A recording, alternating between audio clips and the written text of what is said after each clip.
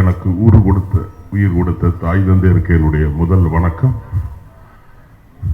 என்னை சினிமாவிலும் அரசியலிலும் அறிமுகப்படுத்திய எங்கள் ஆசா புரட்சி கலைஞர் சொக்க தங்கம் கேப்டன் அவர்களுக்கு என்னுடைய இரண்டாவது வணக்கம். ரமணா திரைப்படத்தில் தமிழ் சினிமாவில் என்னை அறிமுகப்படுத்தினார். தமிழ், தெலுங்கு, மலையாளம், கன்னடம், இந்தி ஆகிய 5 மொழிகளிலும் 237 படம் நடிச்சிருக்கிறேன். 47 சீரியல் நடிச்சிருக்கிறேன். 16 விளம்பர படம் நடிச்சிருக்கிறேன். இதுக்கெல்லாம் காரணம் கேப்டன். கேப்டனை பற்றி நான் 2 விஷயத்தில் நான் அவரோட பயணம் பண்ணியிருக்கிறேன். நீங்கள்லாம் அரசியலில் மட்டும்தான் அவரோட பயணம் பண்ணியிருக்கிறீங்க. நான் சினிமாவிலும் அவரோட பயணம் பண்ணியிருக்கிறேன், அரசியலும் நான் அவரோட பயணம் பண்ணியிருக்கிறேன். மிகப்பெரிய ஒரு கொடுப்பினை எனக்கு. அதே போல கேப்டன் அவர்கள் டைரக்ட் பண்ண விருதகிரி படத்தில் நான் நடிச்சிருக்கிறேன். அவர் என்னை அறிமுகப்படுத்தினார். அந்த படத்தில் என்னை அவர் இயக்கியிருக்கிறார். மிகப்பெரிய விஷயம். சினிமாவில் 53, 54 இயக்குனர் அறிமுகப்படுத்தியிருக்கிறார். சுமார் 420 நடிகர்கள், டெக்னீஷியன்லாம் அறிமுகப்படுத்தியிருக்கிறார். கேப்டனை பற்றி சொல்லிட்டே போகலாம். அவருடைய மனித நேயத்தை பற்றி சொல்லணுமா, அவர் கொடுக்கிற தன்மையை பற்றி சொல்லணுமா? அதாவது புரட்சி தலைவர் எம்ஜிஆர் அவர்கள்ட்ட ஒரு பத்திரிகை நிருபர் ஒரு கேள்வி கேட்டாராம். நீங்க கொடுக்கிறத ஏன் விளம்பரப்படுத்துறீங்க அப்படின்னு சொல்லி ஒரு பத்திரிகை நிருபர் கேட்டாராம். குடைவல்லன்னு சொல்றீங்களே, நீங்க ஏன் கொடுக்கிறத விளம்பரப்படுத்துறீங்கன்னு சொல்லி கேட்டதுக்கு எம்ஜிஆர் அவர்கள் என்ன சொன்னாராம், நான் கொடுத்தாலாவது 10 பேர் உதவி பண்ணுவாங்கிறதுனால விளம்பரப்படுத்துறேன் அப்படின்னு சொல்லுவாராம். ஆனா கேப்டன் அவர்கள் செஞ்சதை இதுவரைக்கும் சொல்லி காட்டினதே கிடையாது.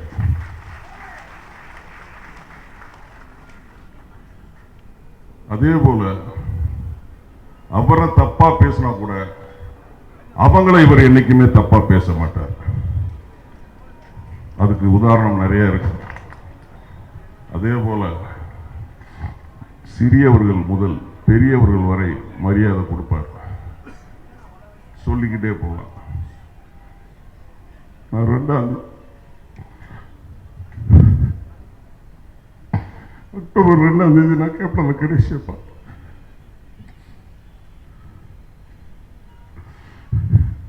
என் பையன் MBBS முடிச்சுட்டு MD ஜாயின் பண்றாப்புல கோயம்புத்தூர் மெடிக்கல் காலேஜில். ஃபர்ஸ்ட் அவன் காலேஜில் படிக்க போகும்போது ரஷ்யாவுக்கு படிக்க போனான். MBBS ஆபீஸ் கூப்பிட்டு வந்து கேப்டன் ஆசீர்வாதம் வாங்கினேன். கேப்டன் ஆசீர்வாதம் பண்ணார். எங்க வேணாலும் படி,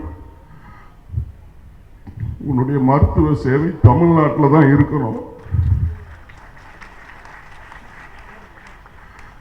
முக்கியமா ஏழை எளிய மக்கள் வந்தா பணம் இல்லைன்னு சொன்னா இலவசமா மருத்துவம் பண்ணணும்னு சொன்னாங்க.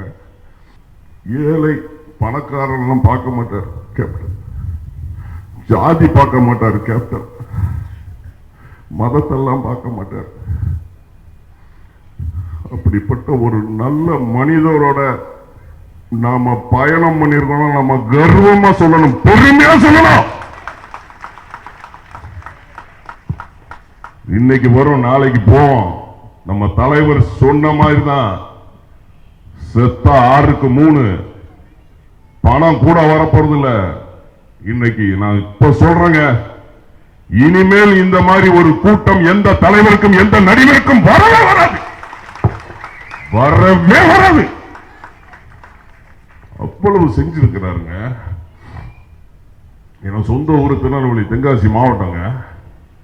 ஆய்க்குடின்னு ஒரு இடத்துல மாற்றுத்திறனாளிக்கு 5 ஏக்கர் நிலம் கொடுத்திருக்கிறார். நாங்க அந்த சொந்த மாவட்டத்திலே இருக்கோம், எங்களுக்கே தெரியாது. அது அடுத்த நாள் பேப்பரை பார்த்தா மதுரை ஏர்போர்ட் பக்கத்துல பெரிய ஆலங்குளம் அப்படிங்கிற ஒரு பகுதியில் நரிக்குறவர்களுக்கு 7 ஏக்கர் நிலம் கொடுத்திருக்கிறாரு. இன்னைக்கு எவ்வளவோ சொல்றாங்க. வலதுகை கொடுக்கிறத இடதுகை தெரியக்கூடாதுன்னு நினைக்கிறவர் நம்மளுடைய கேப்டன் அவர்கள். நம்மெல்லாம் அவருடைய தொண்டன் அப்படிங்கிறதுல பெருமைப்படணும், கர்வப்படணும். கேப்டன் எந்த நோக்கத்தை நினைத்து இந்த இயக்கத்தை ஆரம்பித்தாரோ அந்த நோக்கத்தையும் அந்த லட்சியத்தையும் நாம் உயிரை கொடுத்தாவது நிறைவேற்ற வேண்டும். நிச்சயமாக நாங்கள் நிறைவேற்றுவோம்.